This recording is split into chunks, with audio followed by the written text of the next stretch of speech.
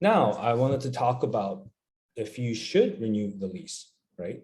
So some of these could be, what is your current rent that you're getting, right?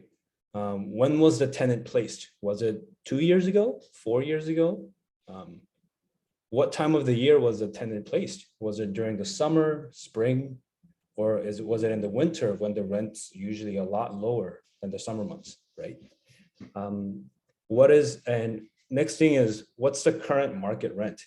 As we mentioned earlier, in the past couple of years, the rents have gone up pretty drastically. So what is the current market rate versus what are you currently getting? Is it a big difference? Because it could be, a difference between $200 to $300 a month within your area with the last couple of years.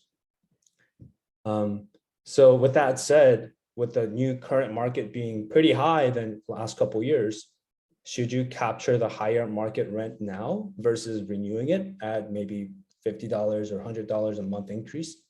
That's just something to consider, right?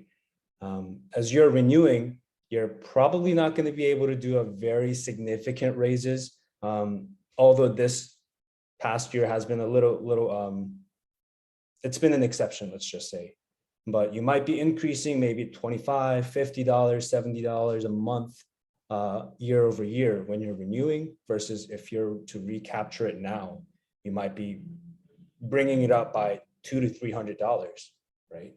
So that's just something to think about. And are you willing to take on like a potential risk for vacancy, repairs, potentially a bad tenant, right? So these are all things to just think about. So we talked about pros, potential cons, not necessarily cons, but why you might want to get a new tenant versus just renewing. So just things to think about.